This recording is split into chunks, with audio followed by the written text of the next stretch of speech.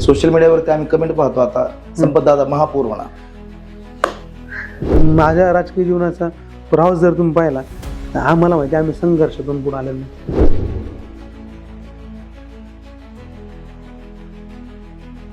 मी त्याच्यामुळे माझ्या प्रतिष्ठानचं नाव सुद्धा संघर्ष ठेवलेलं आहे. माझं प्रतिष्ठानचं नाव मी जाणून बुजून ठेवलेलं. आता मी नामदार साहेब होतो ते म्हणले हे निवडून केलं लगेच काळापासून अजिबात मागं पुढे बघू नको, काय होईल ते होईल. तुम्ही विषय काढलाच प्रशासनाचा, म्हणजे 5 वर्ष नगरसेवक म्हणून काम करताना त्यानंतर आलं प्रशासन. प्रशासक याच्यावर कामावरती तुम्ही समाधानी आहात का, आणि काय फरक असतो बरं, किती फरक पडतो बरं? स्वतः लोकप्रतिनिधी म्हणून जाता 5 वर्ष सलग आणि त्यानंतर प्रशासन येतं. ह्या प्रशासकीय काळात सुद्धा मी माझ्या प्रभागामध्ये सर्वाधिक निधी आणण्याचं काम हे आमदार संग्राम जगताप यांच्या माध्यमातून केले.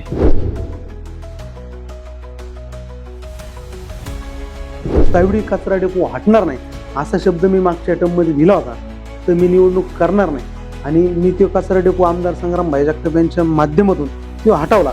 त्याचप्रमाणे आज मी तुमच्या प्रेसवर मी जाहीर शब्द देतो, माझा प्रभाग जर येणाऱ्या काळात स्वच्छ सुंदर हरित झाला नाही तर येणाऱ्या काळातली ही निवडणूक सोडून पुढची निवडणूक मी माझ्या भागातून लढणार सुद्धा.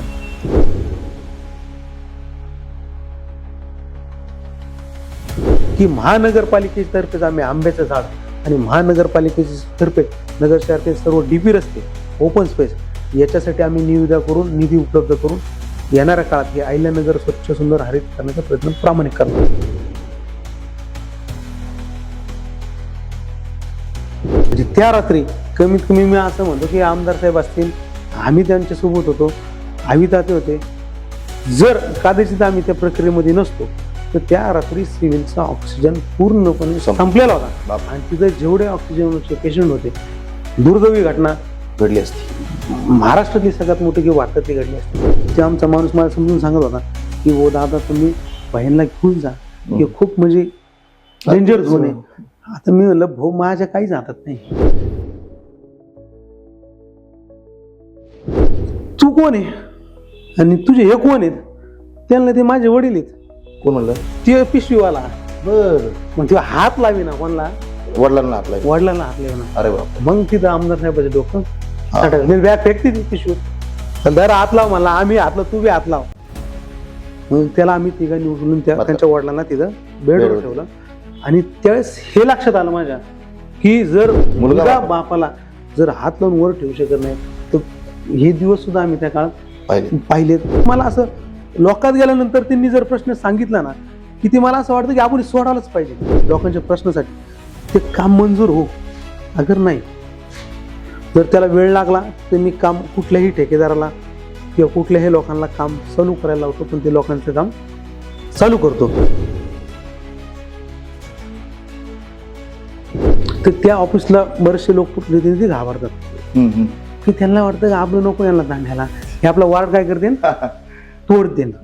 त्या ऑफिसला पहिल्यांदा मी अटॅक करतो. मग ती लाईन उभा राहून टाकून घेतली आणि त्याच्यानंतर आज त्या पाण्याच्या लाईनवरून आपण पाणी घेतलं. अमृतच्या लोक सांगायचे की तपोन रोड होणार, तपोन रोड होणार, तपोन रोड होणार. आम्ही लहानाचे मोठे झालो, मोठ्याचे नगरसेवक झालो, तर तो तपोन रस्ता झालेला नव्हता. म्हणजे आपण आता विस्ताग महालापाशी लोकांच्या आनंदात आपला आनंद. आता मी त्यांना कधी कधी नाही सांगत, पण मी तुम्हाला सांगतो जाहीरला की माझ्यासोबत जरी लोक असले किंवा सगळा माझा परिवार असला ते निवांत आहेत, पण मी बी निवांत आहे. मी संग्राम निवांत. आमदार संग्राम जगताप आम्हाला सगळ्या आमच्या ग्रुपला ते गुरुस्थानी आहेत. त्यांच्यासोबत फक्त प्रामाणिकपणे काम करणं, जेणेकरून म्हणजे समजा त्यांना आपण कधीच सोडणार नाही. बरोबर. वेळ आली त्यांनी सोडलं आपल्याला हरकत नाही, पण आपण काय त्यांना सोडणार नाही. म्हणजे आपण आपलं त्यांचं काम ते आपल्या संग असो किंवा नसो आपण त्याचं काम करत राहतो. आम्ही एक असं उदाहरण बघितलं, संभाजीनगर सारख्या शहरात किंवा मोठमोठ्या शहरांमध्ये कचरा डेपो साठी जाळपोळ आंदोलन होतात. तुम्ही म्हटले होते की सावेडीतला कचरा डेपो हटवणार, तो हटला. आता राहिले नका म्हणून हटला असं मी अधिकृत सांगतो तुम्हाला. वा वा. आणि अधिकृत सांगतो मी सांगतो म्हणण्यापेक्षा तो कागदावर अधिकृत आपण हटवलाय की हा संघर्ष कधीही थांबणार नाही.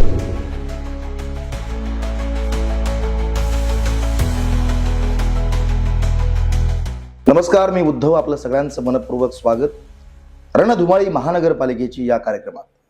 आज आपण प्रभाग क्रमांक 1 म्हणजे आपल्या महानगरपालिकेमध्ये जे 17 प्रभाग आहेत सुरुवात करतोय प्रभाग क्रमांक 1 पासून.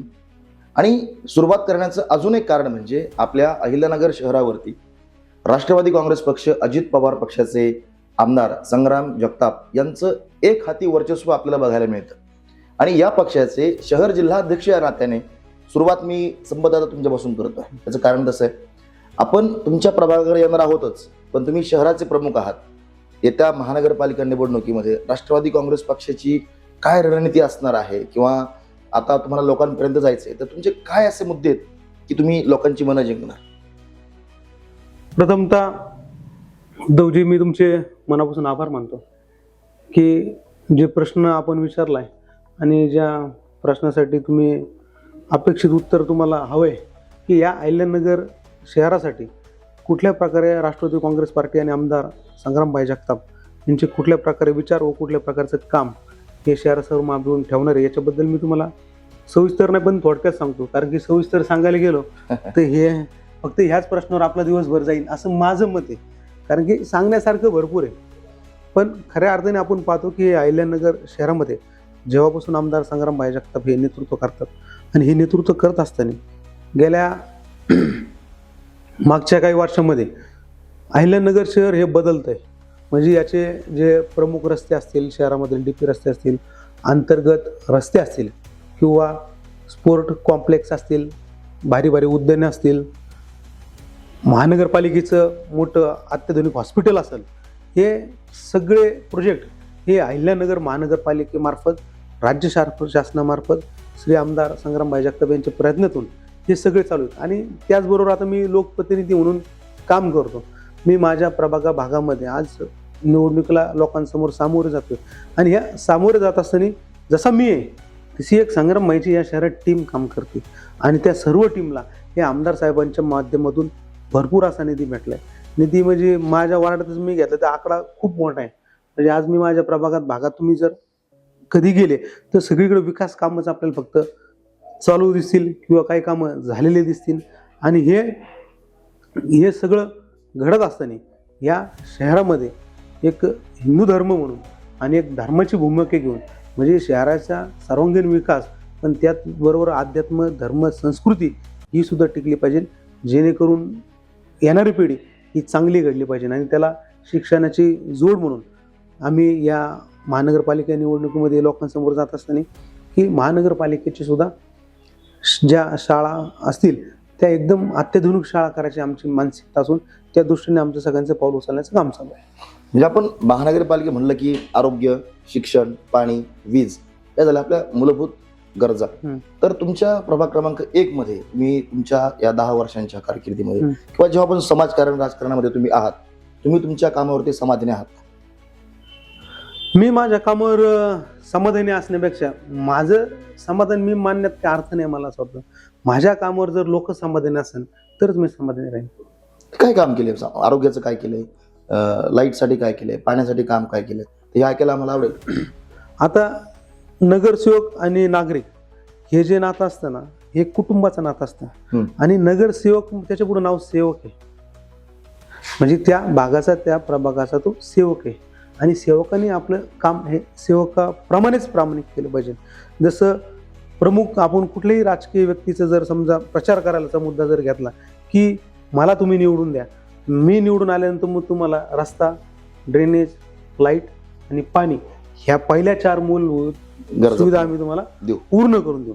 मी अभिमानाने सांगतो की आजपर्यंतच्या कार्यकाळामध्ये मी माझ्या प्रभागात हे कामं जवळपास अंतिम टप्प्यात असून पुढच्या येणाऱ्या काळात माझ्या प्रभागात ही चर्चाच राहणार नाही की समजा तुम्हाला रस्ता करायचा आहे, ड्रेनेज लाईन करायची, पिण्याच्या पाण्याची, लाईटची किंवा साफसफाईची, आरोग्याची, ह्याच्यावर मला आमच्या प्रभागातील नागरिकांशी येणाऱ्या काळात चर्चा सुद्धा करायची नाही. तसं मी जाहीर आश्वासन सुद्धा देखील दिलेले आहे की येणाऱ्या काळात जर प्रभाग स्वच्छ, सुंदर, हरित जर झाला नाही आणि लोकांच्या मनात जर तो उतरला नाही तर मी जसं सावडी कचरा डेपो हटणार नाही असा शब्द मी मागच्या टर्ममध्ये दिला होता, तर मी निवडणूक करणार नाही आणि मी तो कचरा डेपो आमदार संग्रामभाई जगताप यांच्या माध्यमातून तो हटवला. त्याचप्रमाणे आज मी तुमच्या या प्रेससमोर मी जाहीर शब्द देतो, माझा प्रभाग जर येणाऱ्या काळात स्वच्छ सुंदर हरित झाला नाही तर येणाऱ्या काळातली ही निवडणूक सोडून पुढची निवडणूक मी माझ्या भागातून लढणार सुद्धा नाही. वा, आता एक हरित प्रभाग म्हणून एक काहीतरी असं मी ऐकलं की तुम्ही घराघरात एक झाड दिलंय आणि फक्त दिलंच नाही तर ते जगवण्याची पण तुम्ही जबाबदारी त्यांना दिली. काय वृक्ष लागवड आहे ना, शेवटी कसं असतं की काही गोष्टी अशा असतात की एखादी गोष्ट तुम्हाला जी मनापासून पाहिजे ना, आवड म्हणजे फक्त एक ते बोलायचं किंवा प्रोजेक्ट करायचा तर मग ते काय असतं ते फार काळ टिकत नाही तो विषय. आता मुळातच मी जेव्हा समजा हे सगळं करत असताना आम्ही आमचे बंधू नितीन शेट आहेत, बंधू सचिन शेट आहेत, आम्ही संयुक्त कुठेतरी आम्हाला शेती असावी म्हणून आम्ही आमच्या बहिणीच्या सासरवाडीमध्ये म्हणजेच देहऱ्याला त्या ठिकाणी आम्हाला शेती घेतली. शेती घेतल्यानंतर आता त्यावेळेस मी नगरसेवक नव्हतो किंवा काय काम बी नव्हतं, म्हणजे त्याला झालं असेल 15, 16, 20 वर्ष, काय वर्ष झाले असेल ते झाले असेल. त्यावेळेस मला काहीच काम नव्हतं, म्हणजे फक्त कॉलेजला जाणे येणे, व्यवसाय असेल तिथं बसणे. पण जे त्याच काळात उरलेल्या वेळ त्या काळात आम्ही ती शेती आमच्या भावाने घेतली होती. तर त्या ठिकाणी जाऊन आम्ही सगळे आंब्याचे झाडं लावू, रबर ट्री सारखे झाडं लावू, इतर फळाचे झाडं लावू. आता शेवटी तिथे शेती करत असताना ते आमच्या घरातले लोक म्हणायचे, यार तू ते रबराचं झाड लावले, तिने अख्खं शेत खाल्ले, पण मी काय त्यांना फांदी कट करून दिली नाही. म्हणजे माझं सांगायचं तात्पर्य असं की समजा हे जर मी समजा हे नॅचरली करतोय म्हणजे मला आवडतंय बरोबर आणि मी ते समजा गुणच नाही अंगात माझ्या आणि तो कारण जर गेलो तर तो काय फक्त प्रयत्न होतो, पण तो काय ना प्रयत्न लोकांनी केला पाहिजे किंवा आपण बी तो केला पाहिजे. पण हे माझ्या मुळातच वृक्षविषयी माझ्या मनामध्ये प्रेम आहे आणि त्याच्यानंतर मी माझ्या भागामध्ये नगरसेवक झालो. मला असं वाटलं की आपला भाग स्वच्छ सुंदर हरित असा. मग आता ह्याची संकल्पना मग मी आज रोडला झाडं लावायला चालू केली. आता रोडला झाडं चालू लावायला केले ना तर रोडला जे आपण झाड लावतो तर ते झाडाला असं माझं म्हणणं आहे की ते लहान मुलांनी जपावं बरोबर. कारण की समजा तुम्ही 10 झाडं लावले तर 10 पैकी 10 झाडं होत नाहीत, 4, 5, 6 ते परत जळले, परत ते लावावं लागते, जनावरांनी तोडले किंवा कोणतरी कधी कधी काय तर माझ्या घराला झाड व्हायचे मला लगेच कुऱ्हाड लावली. आता तोडल्यावर त्याला काहीच करता येत नाही. मग ही सगळी प्रक्रिया आहे आणि मग हे सगळं करत असताना मी लोकांना आव्हान करायचो की आपण आपल्या दारासमोर एकतरी झाड लावलं पाहिजे, घरासमोर लावलं पाहिजे. पण त्या आव्हानाला तेवढा प्रतिसाद मला मिळाला नाही. मी थोडंसं जरा वेगळा विचार केला. मी ज्यापासून जर एखादं झाड जर फळ माणसाला मिळालं तर त्याला जीव लावतात. मग मी पाहिलं की बऱ्याच लोकांचे तिथं आंब्याचं झाड लावलं असतं, त्याला पाणी घाल, त्याला जीव लाव. मी तेवढं त्याचं टेक्निकल आतमध्ये गेलो की आंब्याच्या झाडापासून फळच आहे पण फायदा किती.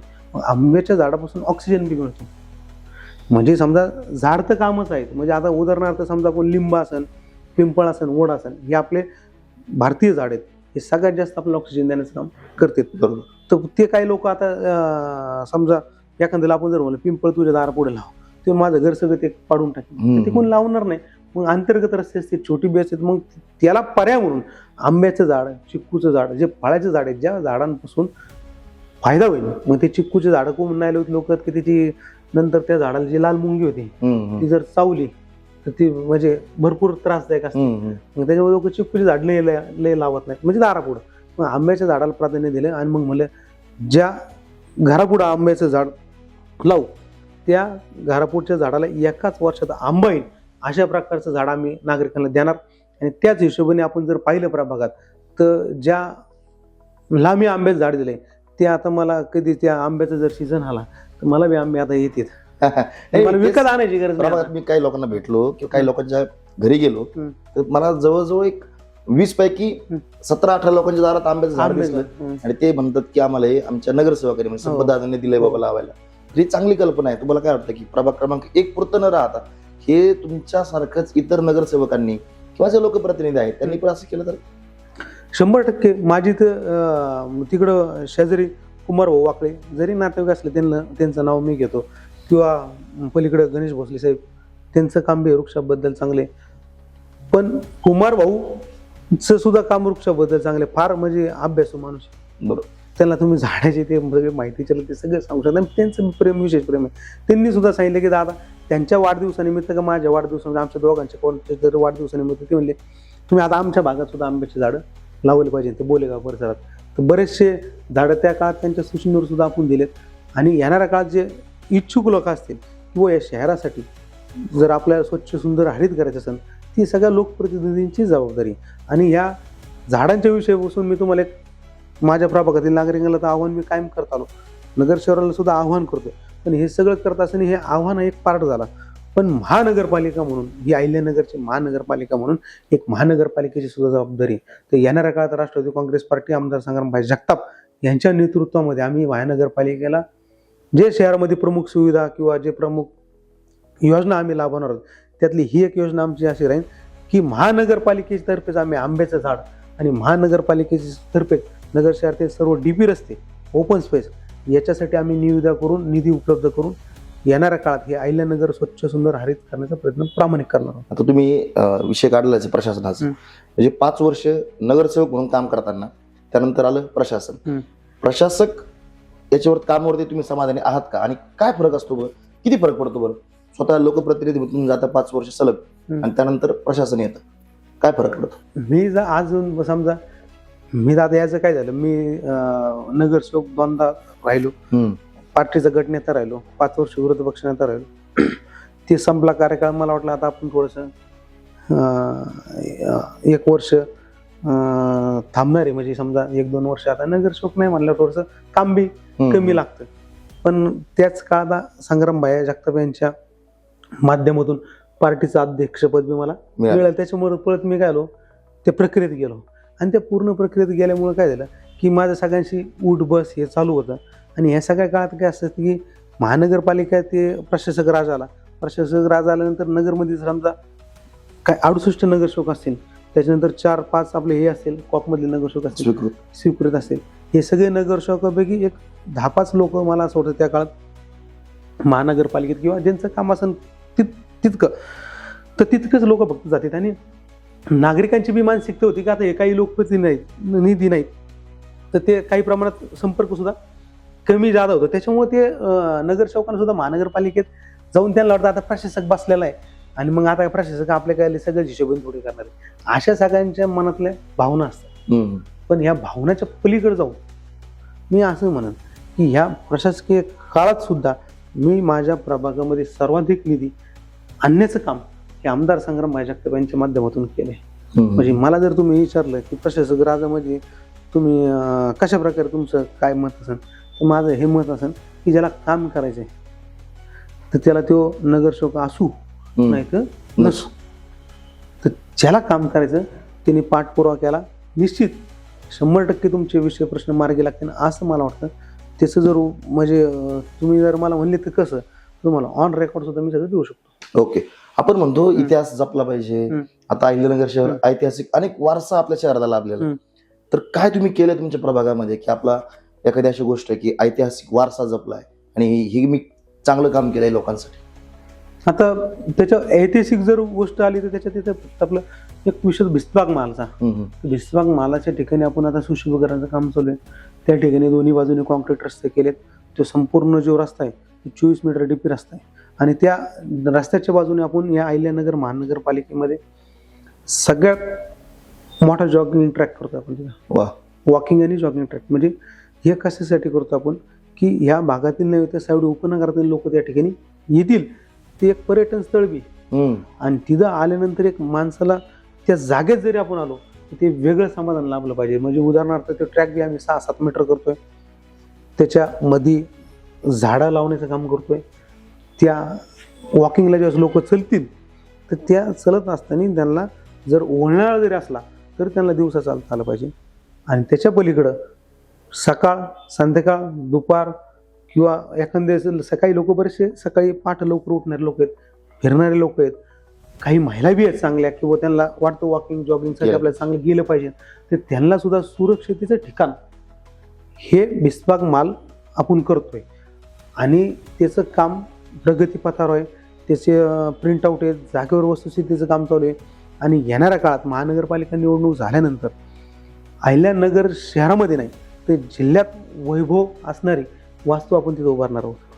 असे काही गमतीशीर किस्से सांगा ना आम्हाला की आता नगरसेवक म्हणलं की तुमच्या कार्यालयात यायला कोणाला बंदी नाही, बरोबर दादा, हे काम ते काम ठीक आहे, पाणी ड्रेनेज लाईट हे झाले मूलभूत गोष्टी, पण काही लोक वैयक्तिक काम घेऊन येतात का आणि त्यातल्या असं काही गमतीशीर मजेशीर किस्से आम्हाला ऐकायला आवडते.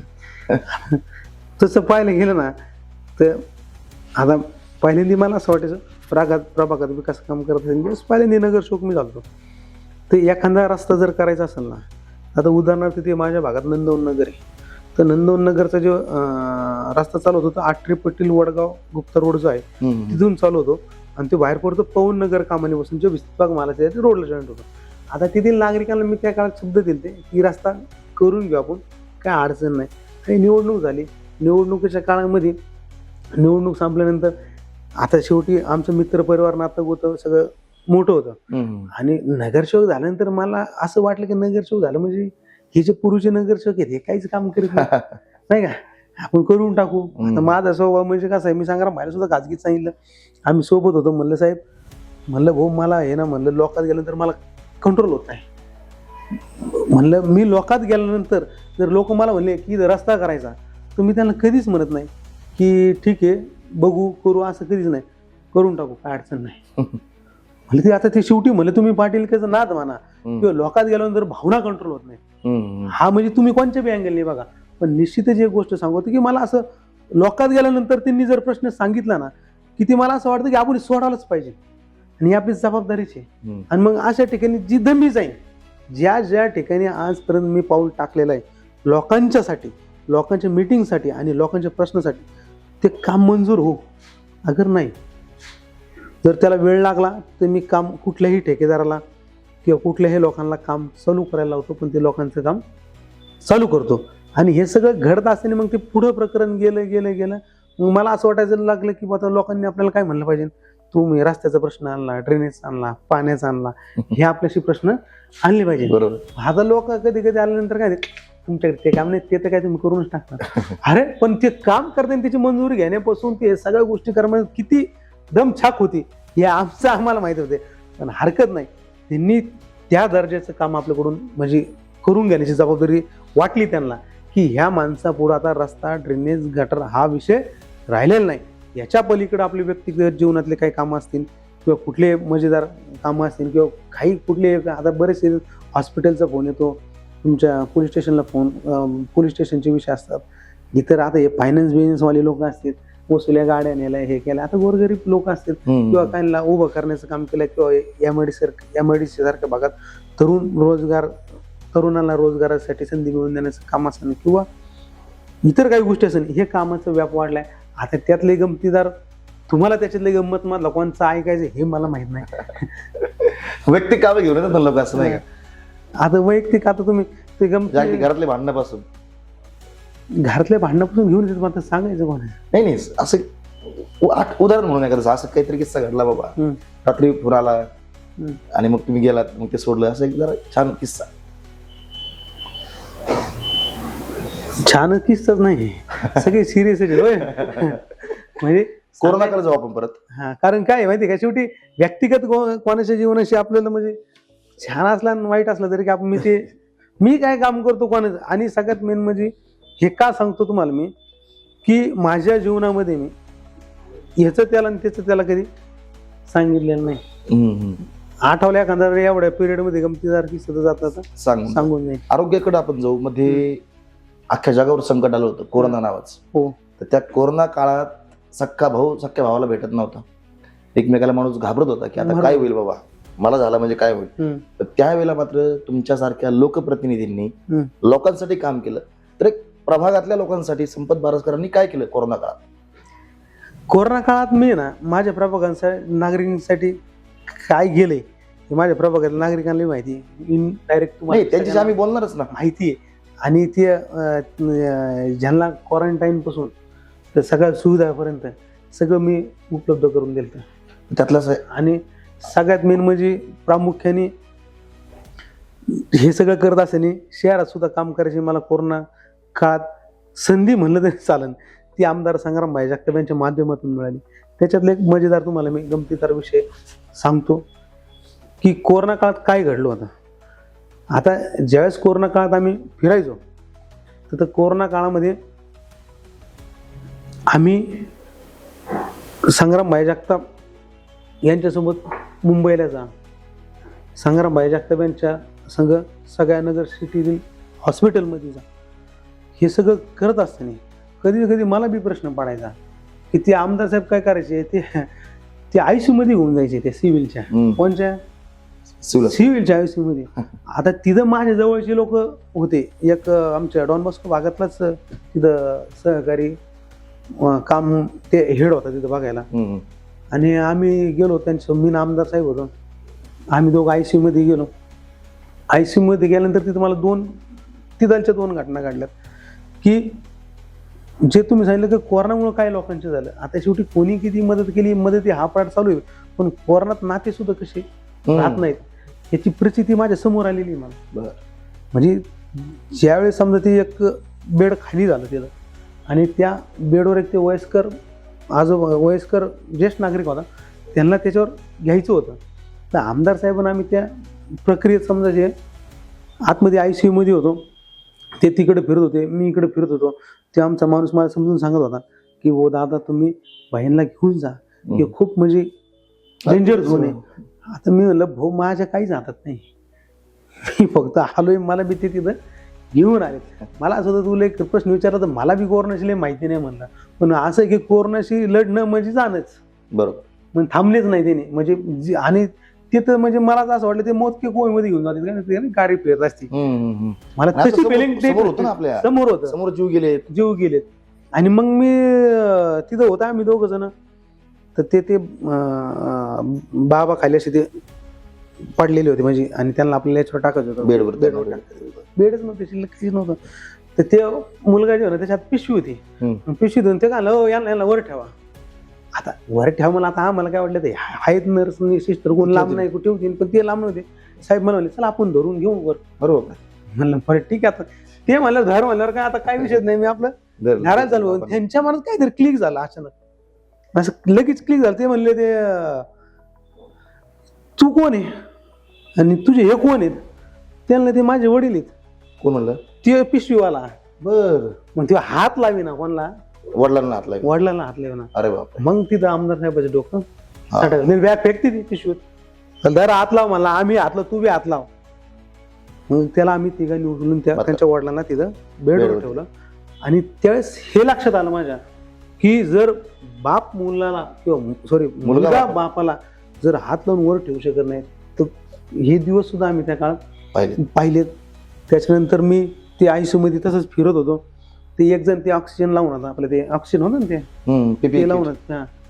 तर मग तेच ते फक्त हात करायचा आणि मी त्याच्या आपण लांबून मी त्याच्यापाशी गेलो. मी काय ते मला म्हणलं की ते मास्क नाही, ते मला म्हणला किंवा मला श्वास घेता येणार, श्वास घेता. अच्छा पेशंट. मग मी त्यांना बोलवलं, अहो म्हणल्याला श्वास घेता येणार माणसाला, तुम्ही ते काय तुमचं असं सिलेंडर गॅस ते श्वास घेण्यात ते सगळं वाढवा ना त्यांना. ते सगळं फुले काय सगळं फुले त्यांना आज श्वास घेता जायना. मग ती आमची ते तुम्हाला सांगितलं ते त्यांनी सांगितलं की दादा ही प्रक्रिया खूप डेंजर आहे. म्हणजे अशी परिस्थिती त्या ठिकाणी आम्ही पाहिली. त्याच काळात मुंबईमध्ये होतो मी, आमदार साहेब अविताताई बोलले होते आमचे, कोरोनातलाच विषय. त्यावेळेस हिची ऑक्सिजन सिलेंडरची गाडी यायची बघा, ती मोठा टँकर. ते टँकर सिव्हिल येत होता आणि सिव्हिलचं आहे ना ऑक्सिजन समजा टायमिंग मध्ये त्याचा हे चालू होतं, टाइम संपणार होता, जपून वापरायची. आणि ती गाडी काही येत नव्हती आणि इथं भरपूर पेशंट होते. मग रात्री जवळपास मला 1:30-2 वाजले होते. मग आमदार साहेबांचं आमचं कॉर्डिनेट झालं. मग ती गाडीच आहे ना ऑक्सिजनची, मग ती निवाडच्या तिथं काहीतरी पंक्चर झाली, बऱ्याचशा काही तिचं ते कोटाणं झालं. ते सगळं दुसऱ्या दिवशी तिची स्टोरी आली होती, पण त्या स्टोरीत आम्ही कशी आहेत हे कोणालाच माहित नाही.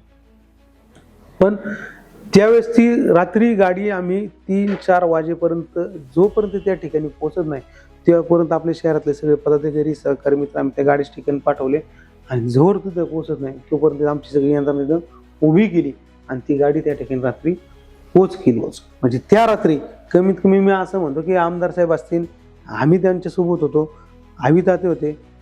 जर कदाचित आम्ही त्या प्रक्रियेमध्ये नसतो तर त्या रात्री सिव्हिलचा ऑक्सिजन पूर्णपणे संपलेला होता आणि तिथं जेवढे ऑक्सिजनचे पेशंट होते, दुर्दैवी घटना घडली असती, महाराष्ट्रातली सगळ्यात मोठी किंवा भारतातली घडली असती. पण लोकप्रतिनिधीचं जे काम असतं ना तेव्हाच मी आमदार संग्राम जगताप यांचं जवळून पाहिलं की हा माणूस स्वतःच्या जीवाची पर्वा न करता या समाजासाठी काम करतो. तर आपल्यासारख्या सुद्धा सहकार्याचं काम आहे की अशा लोकांना साथ देण्याचं. आणि त्या दृष्टिकोनातून आम्ही 100% कोरोनाच्या काळात काम केलं. इनसाईड देवे ते फवारणी केली, इतर लोकांना ते रेमडेसिवीर इंजेक्शन दिले, अजून काही बऱ्याच समजा लसी दिल्या, हे दिले, हे ते सगळं पार्ट ऑफ हे सगळे येते. किराणा किट, अन्नधान्य, किराणा किट, सगळं वाटप, सगळे हे सगळं प्रोसेस केलं साहेब. याच्यातलं काही ते ठेवलं नाही. पण ह्याच्यापेक्षा बी प्रोसेस ही महत्वाची. लोकांचे जीव वाचणं हे महत्वाचं आहे. अशा प्रकारे आम्ही आमचं काम करण्याचा प्रामाणिक प्रयत्न केला. सगळ्यात महत्वाचं म्हणजे पाणी प्रश्न. पाणी हे जीवन आहे आपलं म्हणतो. तुमच्या प्रभागातला पाणी प्रश्न तुम्ही कसा सोडवला हे आम्हाला ऐकायचं आहे. त्यानंतर कचरा डेपो आणि इथून पुढच्या काळामध्ये तुमच्या डोक्यात असलेलं तुमच्या प्रभागाबद्दलचं व्हिजन काय तुमचं? सगळ्यात तुम्ही जो प्रश्न विचारला पाण्यासंदर्भातला, तर पाण्याचा विषय असा होता की या संपूर्ण प्रभागामध्ये पाण्याचे सगळं उपनगर किंवा नवीन भागा वसाहत असल्या कारणाने पाण्याचा फार कसा स्कोप नव्हता. आणि गेल्या अनेक वर्षापासून काम करत असलेल्या लोकांना, महिलांना रात्रभर जागून पाणी येत नव्हतं. अशा प्रकारच्या सगळ्या प्रक्रिया होत्या. पण याच्यामध्ये आम्ही पाणी प्रश्न सोडवण्यासाठी स्टार्टिंगला संजय हॉटेलचे तिथं असन, नागापूर पुलाच्या खालून तिथं असन, पाईपलाईन रोडवरून पाईपलाईन असन, त्या भागातून आम्ही पाणी उपलब्ध आमच्या प्रभागासाठी केलं लाईनवर. पण ह्याच्यावरून काय आमच्या भागाचा पाणी प्रश्न मार्गी लागत नव्हता. पण ज्यावेळेस समजा आम्ही पहिल्यांदा नगरसेवक होतो फर्स्ट टर्मला, तर त्या फर्स्ट टर्मला या केंद्र शासनाची केंद्र शासनाकडं महानगरपालिकेतर्फे आमदार संग्राम जगताप यांनी पाठपुरावा केला की ह्या शहरासाठी अमृत योजना हा प्रकल्प अहिल्यानगर शहरामध्ये बी आपण कार्यान्वित करावं. तर त्या दृष्टीने त्यांनी पाऊल घेतलेलं होतं. त्यांचं ते काम चालू होते. आम्हाला ते सगळं महानगरपालिकेत नगरसेवक असल्यामुळे सगळं टच होता. आणि हे सगळं घडत असताना त्यावेळेस पाण्याचे अधिकारी असतील आपले महानगरपालिकेचे प्रमुख, ह्यांच्याशी आमची सातत्याने चर्चा व्हायची की आता अमृतचं पाण्याला तुमचा पाण्याचा प्रश्न शहराचा मार्गी लागेल. ही सगळी चर्चा चालू असताना आम्ही ते सगळं सातत्य त्याच्यात होतो. आणि मग असं ठरलं की नगर मनमाड मुळा डॅमपासून त्याच्यानंतर आपल्या नगरला आल्यानंतर विळद घाटातून आल्यानंतर आपला बायपास रोडनी शिंडी छत्रपती संभाजी मार्गाच्या रोडनी वसंत टेकडीची आपली पाणी टाकी तिकडं अशी ती लाईन जाणार होती. पण त्याच्यावेळेस माझ्या लक्षात एक गोष्ट आली की ही समजा लाईन आपण जर बायपासने आलेलीच आहे आणि आपल्याकडे आठरे पाटील वडगाव रस्ता आहे, ह्या मार्गाने जर नेली तर ह्या लाईनवरून भविष्यात आपल्या भागाला पाणी देता येईल. मग मी आमदार साहेबांना तशी विनंती केली की साहेब आता ही ड्रॉइंग यांनी अशी बनवली, यांनी जर अशी ड्रॉइंग बनवली तर मला माझ्या भागासाठी पाण्याचा प्रश्न कायमस्वरूपी निकाली करता येईल आणि माझा प्रश्न मार्गी लागेल. मग त्यावेळेस मला त्यांनी अधिकाऱ्यांनी सांगितलं किंवा याचं काय याच्या हिशोबाने तुम्ही बघा की त्याच्या भागाला त्याचा फायदा होईल. मग तो लाईन आपण ते टाकून घेतली आणि ते आता ते आठरे पाटील शाळा मार्ग, वडगाव रोड मार्गे, राजवीर चौक, ते ढवण वस्तीपासून तपोवन रोड, त्याचे राजनंदिनी हॉटेल अशा मार्गे ती वसंत टेकडीला नेली. मग ती लाईन उभा राहून टाकून घेतली आणि त्याच्यानंतर आज त्या पाण्याच्या लाईनवरून आपण पाणी घेतलं अमृतच्या आणि प्रभागात पाणी देण्याचं काम चालू आहे. आणि येणाऱ्या काळात सुद्धा जिथं कमी दाबाने पाणी असेल किंवा कमी पाणी असेल त्या लोकांना ह्या लाईनवर आम्ही पाणी देतोय. मुळातच मी तिथंच परत आलो की ह्या सगळ्या प्रश्नाच्या पलीकडं मला माझा प्रभाग नाही आणि त्याच्यात सगळ्यात मोठं जे पाऊल असेल तर पाणी.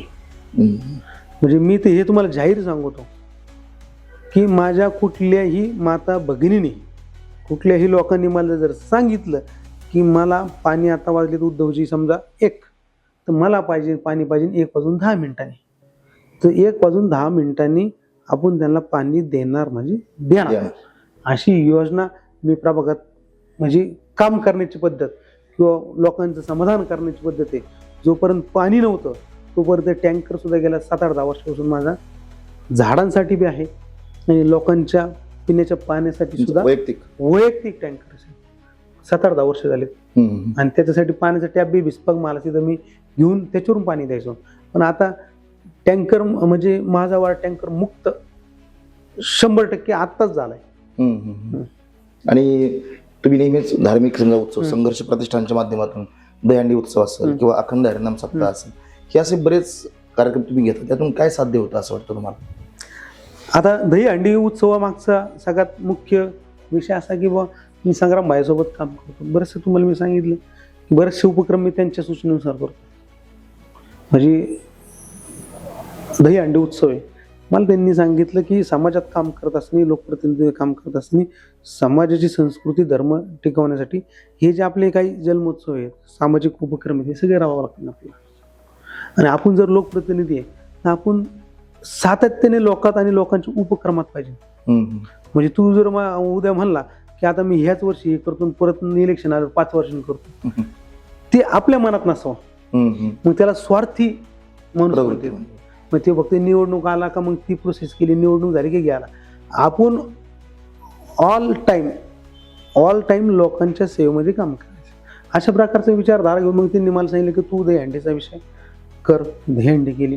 त्याच्यानंतर त्यांनी मला भिस्तबाग मला तिथं हे सांगितले की गणेश उत्सवच्या काळात तुझ्या भागामध्ये लोकांसाठी तू कुंड तयार केला पाहिजे, लोकांची गैरसोय नाही झाली पाहिजे.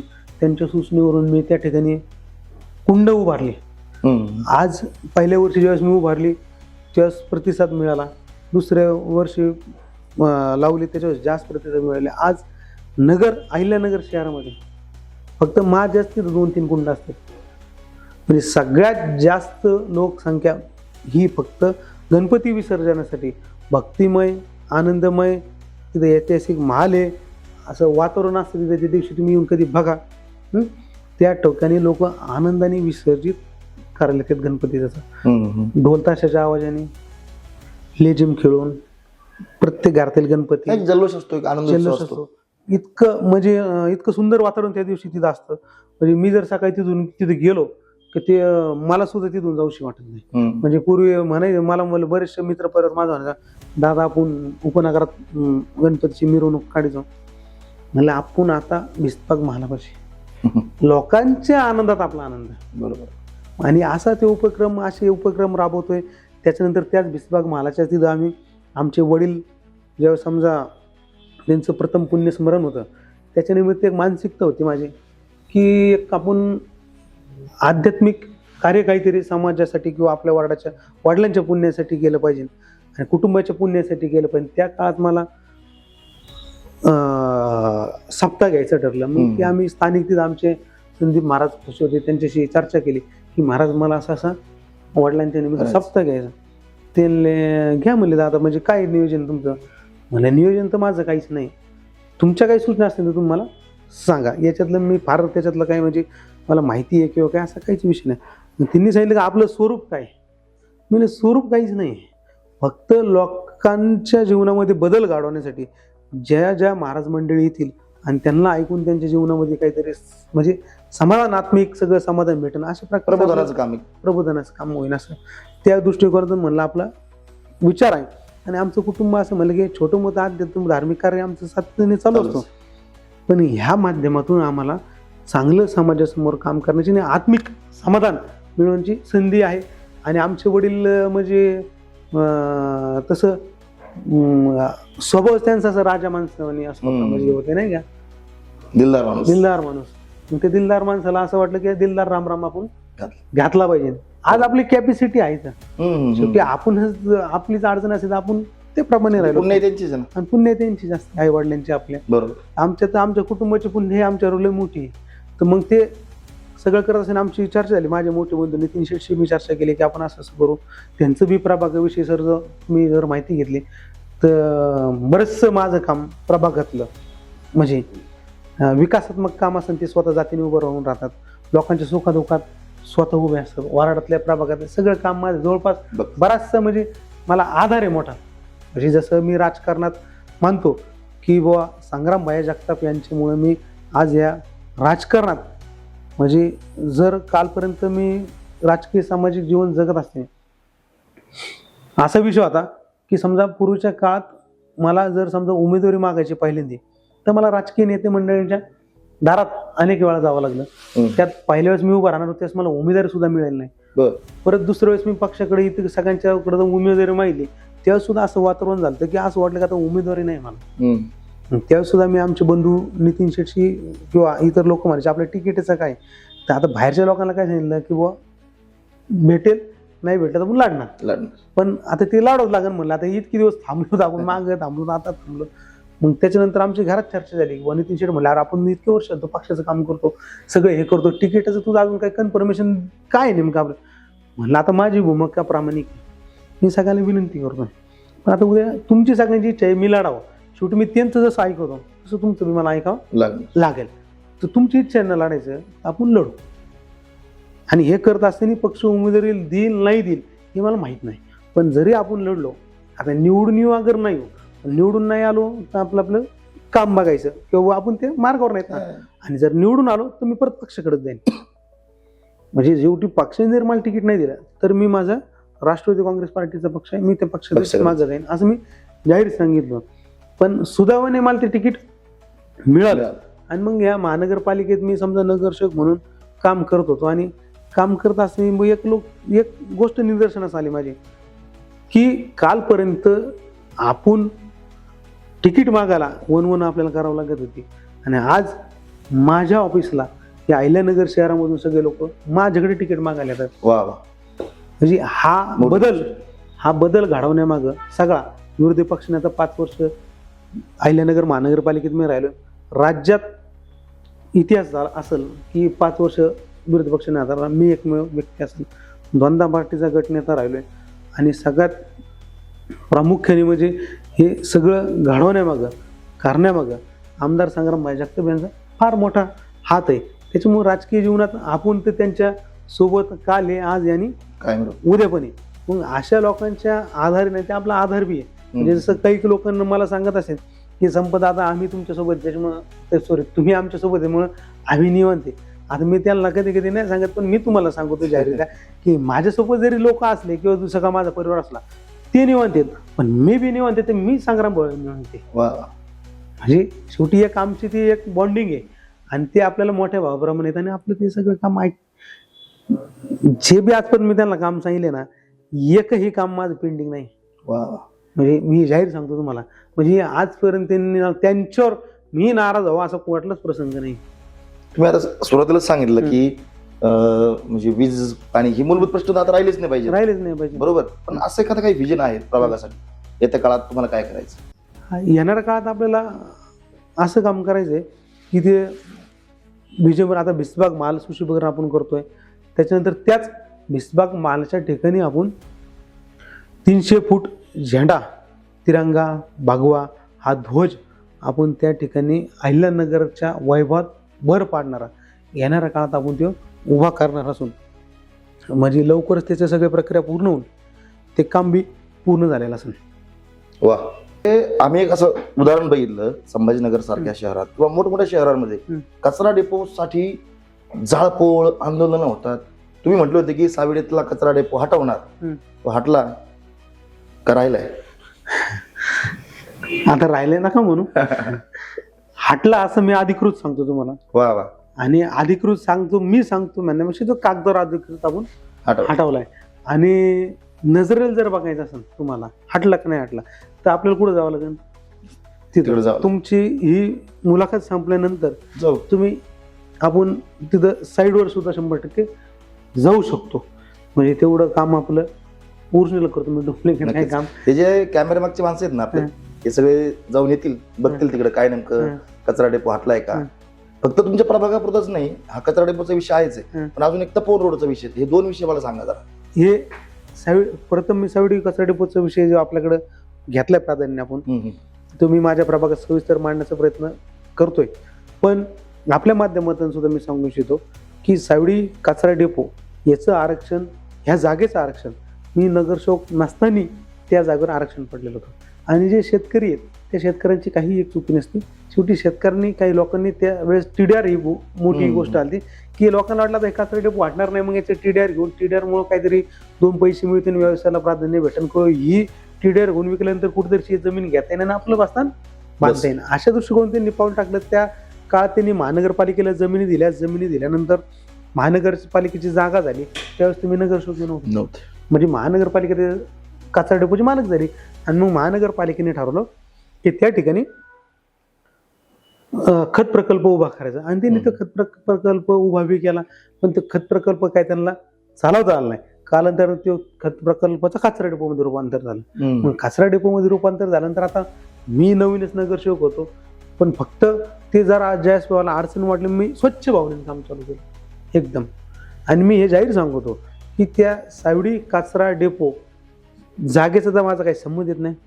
ते खत प्रकल्प असन ते सावडी कचरा डेपो असन हे माझा 1% त्याच्यात काहीही रोल नाही. उलट ज्यावेळेस मी ते सावडी कचरा डेपो हटवण्याची भूमिका घेतली ते संबंधित ठेकेदार लोक मला माझे ऑफिस येऊन वारंवार भेटून गेले, वेगवेगळ्या प्रकारचे चर्चा करायचे प्रयत्न केले. पण मी एक जाहीर सांगतो उद्धवजी की त्यांची मला त्या काळात दिवाळीची कोणती तरी प्रक्रिया होती, किमान ते मला म्हणले होते की मग आम्ही 2 महिन्यांनी जाणार आहे, तर किमान तुम्ही आमचं तेवढं ऐकलं तर आम्हाला फक्त मिठाई तरी तुम्ही घ्या. मी म्हणलं भाऊ तुझी मिठाई सुद्धा नको, मला तुझं काहीच नको, फक्त मला सावडी कचरा डेपो हटलेला पाहिजे ना, हाच माझा फक्त अजेंडा आहे म्हणलं. मग त्याच्यासाठी मी आंदोलन केलं, गाड्या अडवल्या. त्याच्यानंतर मध्यंतरी काळात ते त्याला 3-4 वेळा आग लागली. ते आग लागली त्यावेळेस ते तत्कालीन आयुक्त होते, मला वाटतं कलेक्टर साहेब होते, द्विवेदी साहेब ते होते. ते त्यांच्याकडे चार्ज होता कमिशनरचा. त्या काळात त्याला आयुक्तांकडे असताना बी असे एकूण तरी 3-4 वेळा त्याला आग लागली. आणि ही आग लागल्यानंतर त्यांनी बी त्या खाली प्रशासकीय अधिकाऱ्यांना सूचना दिल्या की तुम्ही चौकशी करून गुन्हा दाखल करा, की काही लोक या कचरा डेपोला पेटवतात असं त्यांची शंका होती. आता ती त्यांची शंका होती, पण आता शेवटी प्रशासकीय अधिकारी हे नगर शहरातले स्थानिक असल्यामुळे, वार्डातले असल्यामुळे त्यांना मी म्हणायचं ही तर अडचण तुम्हाला दिसते, याचा वास, याचं रोग गांभीर्य आपण तर लक्षात घेतलं पाहिजे ना. मग त्या दिवशी तो अनेक वेळा जळाला कचरा डेपो. मग तिथे सारखे ते गाड्या अडवणं, कचरा डेपो जळणं.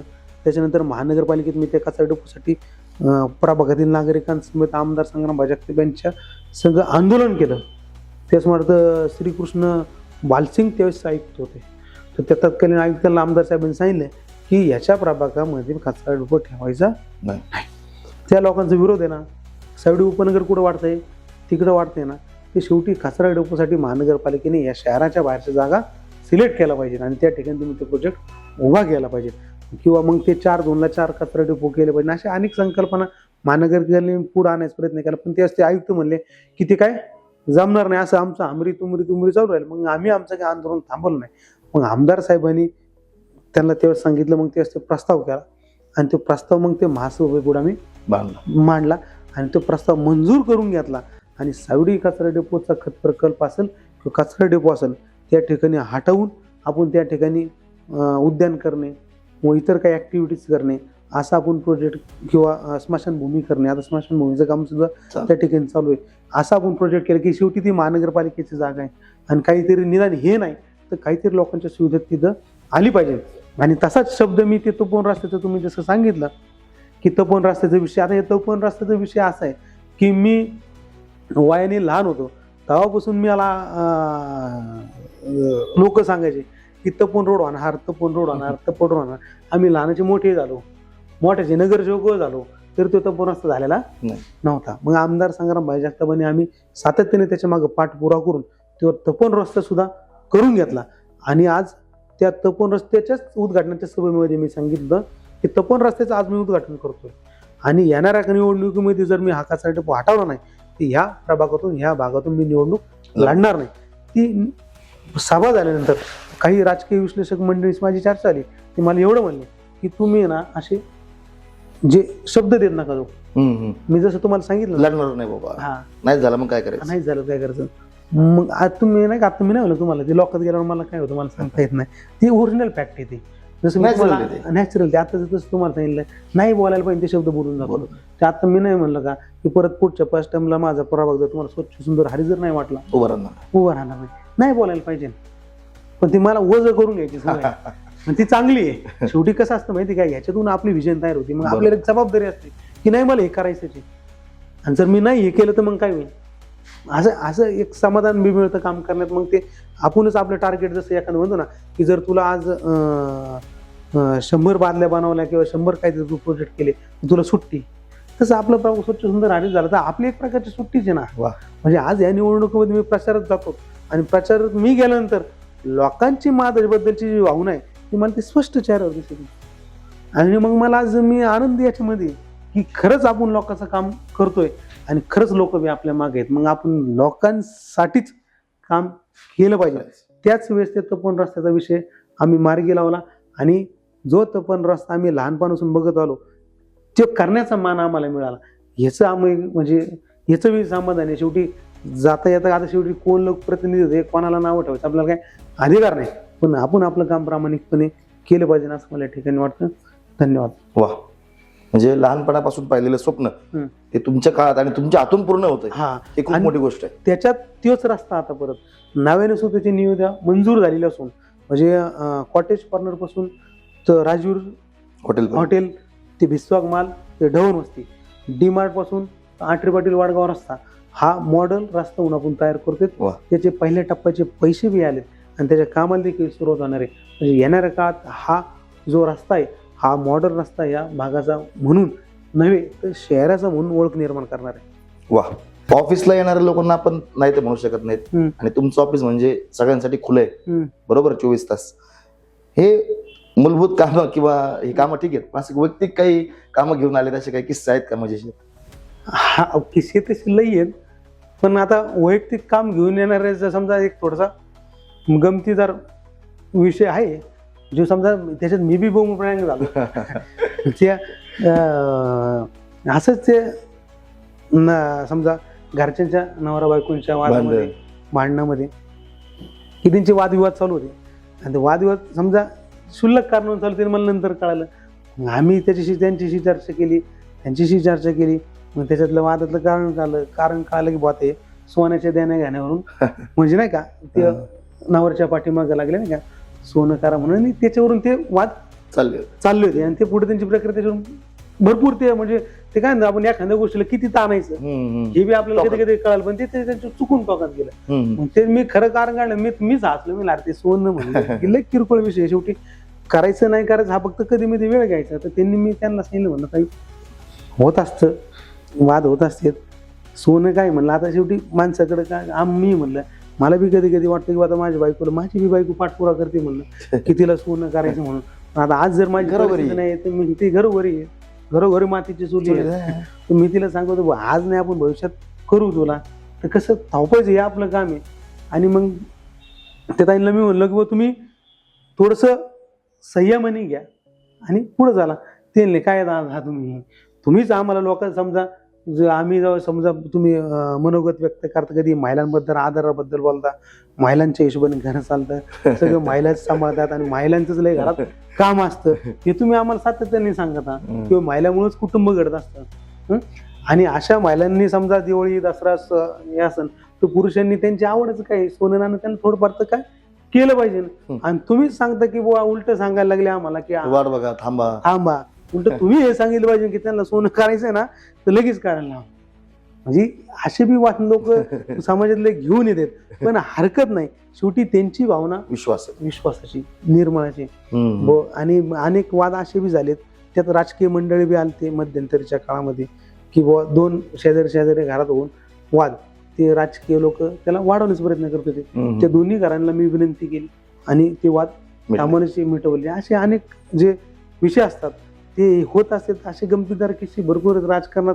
आम्ही काम करतो, विकास काम करतो, असे विकास कामाचा बी किस्सा माझ्या मध्ये घडला होता की मी ते मागच्या टर्मला पहिल्या टर्मला ते आमची आणि ती शिवसेनेची इतर पक्षाचे वाद चालू होते. तर ते वादामध्ये मी नाशिक आपला त्याच्यानंतर संभाजीनगर, पुणे, मुंबई या सगळ्या कोर्ट केसच्या आम्ही त्या वाचत होतो, त्या प्रक्रियेमध्ये होतो. त्याच्यामुळे मला प्रभागात थोडं जिथं काम मंजूर करायचं किंवा जिथं काम मंजूर केलं त्या ठिकाणी कमी जायला भेटलं. आणि जायला भेटल्यानंतर मी एक दिवस अचानक त्या भागात गेलो आणि भागात गेल्यानंतर आता मला वाटलं आपण काम केलंय, सगळे लोक फक्त गेल्यानंतर काय होणार आहे, तुम्ही आमचं खूप चांगलं काम केलं, धन्यवाद. म्हणून मी आपलं ती महिला दिसले, ताई नमस्कार. त्यांना नमस्कार. म्हणलं कास काय ताई चांगलं ना, ओके बरं चाललंय ना. त्यांना चांगलं चाललंय, आत्ताच ते रस्ता आमच्या अशा लोकांनी करून दिला, अशा लोकांनी करून दिला. म्हणलं ताई मी नाही केला तेव्हा, सॉरी त्यांना म्हणलं त्यांनी नाही केला, ते मी गेलाय. त्याने नाही, तिथं टेप त्यांनी लावला होता,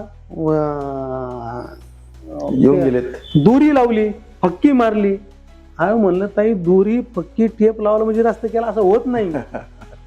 त्याच्याच नंतर लगेच दुसऱ्या कामावर दोन्ही जे लोक होते ते दोन्ही लोकप्रतिनिधीचे माझ्या कामावर भांडणं. मी तर म्हणलं हे काम माझं आहे, भांडत आहेत हे लोक. पण आता त्या काळात काय झालं की ती सगळी प्रक्रिया पुढे गेलेली होती. म्हणजे याशी गमतीत किस्से एक कंटिन्यू चालू असतात. त्याच्यामुळे आपण जे कधी कधी काम केलेलं आहे याचे श्रेय सुद्धा आपल्याला कधी मिळेल काय नाही मिळेल याची सुद्धा काही गॅरंटी नसते. पण तेव्हापासून मग काय म्हणतात त्याला तोंड पोळाल्यापासून नाही का ताक बी फुकून पितो. मग त्याच्यामुळे आता प्रत्येक कामावर मी असेल किंवा माझे सहकारी असतील यांना उद्घाटन करून किंवा त्या ठिकाणी मिटिंग घेऊन किंवा काम झाल्यानंतर व्हिजिट करून असेच कामं मी चालू करायला लावतो. कारण आता शेवटी राजकारणात अनुभव येतच असतो आणि ते अनुभव आला आणि आपण त्याचा जर बदल नाही केला तर मग असे गमतीदार किस्से घडणार. असं नको व्हायला की आता तुम्हाला आम्ही मतदान नाही करणार टेप तर त्यांनी धरला. आणि शेवटी जाताना शहराचे अध्यक्ष म्हणून तुम्हाला विचारतोय, जर समजा भाजपा, राष्ट्रवादी आणि शिवसेना ही युती झाली नाही महायुतीतल्या पक्षांची, तर मग घड्याळाची ताकद किती असेल शहरात? आता युती होणार नाही अशी काही परिस्थिती नाही. युती होणार आहे कारण की तिचं कारण असं आहे की ह्या आमदारकीमध्ये संग्राम भाईसोबत भाजपवाले लोक असतील किंवा शिवसेनेला काही लोक असतील यांनी काम केलेले आहे आणि ज्यांनी आपल्यासाठी काम केलं ना तर त्यांच्यासोबत युती करून आमचं तर मत आहे की त्यांच्यासोबत युती करून गेलं पाहिजे. आता तसं जर पाहिलं तर युती केल्यानंतर फायदा किती होतो आणि तोटा किती होतो याच्यावर चर्चेत आपण गेलो तर शेवटी प्रत्येक पक्षाला नाराजगी बी तेवढी येणार आहे. आणि आज राष्ट्रवादी काँग्रेस पार्टीकडं या शहरामध्ये ताकद किती आहे, संग्रामबाईची ताकद किती हे आपल्याला पूर्ण माहिती आहे. आणि ह्या सगळ्या प्रक्रियेमध्ये आमचे सगळे जवळचे सहकारी आहेत. म्हणजे समजा आज आम्हाला ज्या जागा मिळतील तर त्या जागेपेक्षा काही पटीने जागा आमच्याकडं आमचे लोक त्या ठिकाणी इच्छुक आहेत आणि अशा इच्छुक लोकांना उमेदवारी देताना किंवा काहींना नाही मिळणार की ही नाराजगी कळत न कळत आमच्याकडे येणार आहे. आम्ही बी आमच्या सहकारी मित्रांना बसून सांगणार आहे की तुम्हाला इथं नाही संधी देणार झाली तर दुसऱ्या माध्यमातून कोणती संधी देता येते का. किंवा जसं मी तुम्हाला सांगितलं की राजकारणामध्ये किमान एकदा तर थांबलं पाहिजे. समजा मला मागच्या वेळेस पक्षाने एकदा सांगितलं होतं की तुम्हाला यावेळेस उमेदवारी नाही आहे, तुम्हाला पुढच्या वेळेस देऊ. आपण थांबून घेतला कारण की शेवटी पक्षनिष्ठा नेतानिष्ठा ही पाहिजे. नाहीतर तुमची समाजाची जी प्रतिमा असते ना ती प्रतिमा नीट राहत नाही. मग ती हे इकडून गेला आणि तिकडून गेला त्याची प्रतिमा किती असते, ती प्रतिमा किती असते हे मी काय तुम्हाला सांगायची गरज नाही. आणि म्हणून मी एक माझा निश्चय फायनल आहे की माझ्या राजकीय जीवनामध्ये मी राजकीय नेते मंडळीपैकी किंवा राजकारणात काम करत असताना मी कुठल्याही व्यक्तीशी राजकीय संबंध फारसे जोडत नाही. आणि आमदार संग्राम भाई जगताप आम्हाला सगळ्या आमच्या ग्रुपला ते गुरुस्थानी आहेत. त्यांच्यासोबत फक्त प्रामाणिकपणे काम करणार जेणेकरून म्हणजे समजा त्यांना आपण कधीच सोडणार नाही. बरोबर, वेळ आली त्यांनी सोडलं आपल्याला हरकत नाही पण आपण काय त्यांना सोडणार नाही. म्हणजे आपण आपलं त्यांचं काम ते आपल्या संग असो किंवा नसो आपण त्याचं काम करत राहणार. जे तुम्हाला मी सांगतो की शेवटी समजा उद्या मी असं काहीतरी पाऊल उचललं ते शेवटी मी त्या लाईनमध्येच गेलो ना. म्हणजे जे आपण बोलतो एवढं म्हणजे जे काय नाही त्याला कधी कधी महानगरपालिकेत मी बोलत असताना कुठल्या विषयावर कधी बी बोलू शकतो आणि मी जर विषय घेतला तर मी ते एंडच करतो. कारण की माझे कुठल्याही गोष्टीशी किंवा कुठलीही अशी माझ्या महानगरपालिकेची आर्थिक लागे बांधे नाहीत. त्या महानगरपालिकेमध्ये नगर रचनाकारसारखा TP सारखा ऑफिस आहे तर त्या ऑफिसला बरेचसे लोकप्रतिनिधी घाबरतात की त्यांना वाटतं की आपलं नको यांना दांड्याला हे आपला वार्ड काय करते तोडते. त्या ऑफिसला पहिल्यांदा मी अटॅक करतो पुढं कारण त्याच ठिकाणी सगळ्यात जास्त लोकांना तकलीफ होती. म्हणजे आज या अहिल्यानगर महानगरपालिकेमध्ये आम्ही जर कोणी सिंगल घर बांधत असाल तर माझं त्यांना काल बी जाहीर आव्हान आहे, आज बी आव्हान आहे, उद्या बी राहील. अधिकाऱ्याला भेटल्यावर आम्ही बी सांगतो. एकदा मी आमदार साहेब होतो ते म्हणले हे नियाडून केलं लगेच काळापासून अजिबात मागं पुढे बघू नको, काय होईन ते होईन. आम्ही त्या काळापासून तर आत्तापर्यंत ज्याचं सिंगल घर आहे त्याला एकही रुपया न देता त्याची फाईल मंजूर होती. जर कोणाची होत नसेल त्यांनी आम्हाला कॉन्टॅक्ट करायचा. आणि त्यांना हे बी सांगितलं की जे कसं असतं एखादा सिंगल घर बांधणार व्यक्ती कसा असतो त्यांनी एक गुंठा 1.5 गुंठा प्लॉट कसा घेतलेला असतो पाहुण्याकडून मेहनतीतून बायकोचं सोनं टाकलेलं असतं घरच्यांचं आपल्या मंडळीचं, आणि कुठेतरी एक इच्छा असते की लेकरा बाळांसाठी कुठेतरी छत द्यावं. अशा लोकांना आपण आहे ना महानगरपालिकेत एक फुल दिलं पाहिजे आणि त्यांचं स्वागत केलं पाहिजे की तुमचा प्रामाणिक प्रयत्न करून तुम्ही तुमचं घर उभारताय. हे काम राष्ट्रवादी काँग्रेस पार्टी आमदार संग्राम जगताप नगरमध्ये करतो. मी तर नाही देत पैसे, जाहीर सांगतो, आपल्याला काही गरज बी नाही. आणि माझं असं म्हणणं आहे लोकप्रतिनिधींना, हे जे लोक आहेत ना, हे तुमचं कुठल्याही प्रकारचं म्हणजे जे कायद्यात बसत नाही असं काम कधीच करून देणार नाही. जे कायद्यात बसतं ना तेच काम करणार. मग ह्याच्यासाठी आपला कायद्याचा अभ्यास किंवा त्या कामाचा अभ्यास असला ना तर ह्यांच्या काय म्हणत नाही त्याला त्याच्यावर जाऊ नका, पण ह्यांना करूनच द्यावं लागेल. आणि कोणाचं होत नसलं ना तर 100% आम्हाला मला तर कॉन्टॅक्ट करा, आम्ही येऊन बसणार तिथं लोकांचे कामं करून घ्या. आता पक्षाचा गटनेता, त्यानंतर विरोधी पक्षनेते 5 वर्ष, आणि त्यानंतर आता शहर जिल्हा अध्यक्ष. सोशल मीडियावरती आम्ही कमेंट पाहतो आता संपतदादा महापौर म्हणा. आता शेवटी हे बघा, सगळ्यात मी तुम्हाला सांगितलं की फार खालून आलोय. म्हणजे जर माझ्या राजकीय जीवनाचा प्रवास जर तुम्ही पाहिला तर आम्हाला माहिती आम्ही संघर्षातून पुढे आलेलो नाही. मी त्याच्यामुळे माझ्या प्रतिष्ठानचं नाव सुद्धा संघर्ष ठेवलेलं आहे. माझं प्रतिष्ठानचं नाव मी जाणून बुजून ठेवलेलं आहे की संघर्ष प्रतिष्ठान, याच्यासाठी की हा संघर्ष कधीही थांबणार नाही. कशासाठी? सामाजिक लोकांच्या प्रश्नासाठी, समाज सेवेसाठी किंवा कुठल्याही व्यक्तीच्या कुठल्याही कामासाठी हा संघर्ष सातत्याने चालू राहणार. त्या दृष्टिकोनातून आपण ते नाव प्रतिष्ठानचं ठेवलं. आणि हे सगळं करत असताना जसं राजकीय जीवनात बदल, कालपासून तर आज मी ज्यावेळेस मी राष्ट्रवादी काँग्रेस पार्टीचं काम चालू करायला केलं तर काम, त्यावेळेस मी एक 22 वर्षापूर्वी मी राष्ट्रवादी विद्यार्थी काँग्रेस पार्टीचा जिल्हाध्यक्ष होतो. त्याच्यानंतर आमदार संग्राम जगताप हे अध्यक्ष झाले पार्टीचे. त्या काळात मी चिटणीस झालतो राष्ट्रवादी काँग्रेस पार्टीचा. चिटणीस थोडं लय खालचं पद मला वाटायचं म्हणून मी स्वतःच सर चिटणीस लावायला म्हणजे हे बी जाहीर सांगतो. म्हणजे असं काही हे बी लपून ठेवत नाही. जर कदाचित साहेबांकडे ती त्यावेळेसची जम्बो कार्यकारिणी असेल तर त्या जम्बो कार्यकारिणीतला चिटणीस होता. चिटणीस म्हणजे किती माहिती का, सर चिटणीस 10 आणि त्याच्यानंतर चिटणीस 10, त्याच्यातला 8व्या 9व्या 10व्या माझा नंबर होता. पण त्या पदापासून, चिटणीसच्या पदापासून पार्टीचा अध्यक्ष झालोय मी. ह्याच्यात त्यांचं खूप मोठं योगदान त्यांचं बी आहे. पण हे सगळं करत असताना हा राजकीय बदल मला जाणवतोय. हा जाणवतोय कशामुळं, हे माझ्या प्रभागातले नागरिक हे पूर्णपणे माझ्या पाठीशी आहेत. 2 नंबरला माझा मित्रपरिवार हा पूर्ण माझ्या ताकदीने पाठीशी आहे. 3 नंबरला माझ्या कुटुंबातील सर्व सदस्य, माझे भाऊ नितीन शेठ, जे तुम्हाला सांगितलं, सचिन शेठ, माझ्या घरातले सगळे कुटुंबीय, सगळ्यांचे नाव घेऊ शकतो. हे माझ्या मागं सर्वोपरी म्हणजे अर्थकारणापासून, पैशापासून तर सगळ्या गोष्टीसाठी मी निवांत आहे. म्हणजे मला अजिबात तकलीफ नाही. आणि मग हे सगळं ते मला माझं पोषक वातावरण आहे माझ्यासाठी. कोणतं मला कळतं, ते जाणवते. हे आपलं सगळं पोषक नाही, महापौरचं मी नाही म्हणणार, हे माझं राजकीय जीवनातलं पोषक वातावरण आहे. आणि हे माझं काम माझं सातत्याने चाललंय. आता महापौर पदाचा विषय तुम्ही घेता अजून त्याचं काय ते मी प्रतिक्रिया देणं उचित नाही, कारण की अजून त्याच्यावर आरक्षण बी पडलेलं नाही.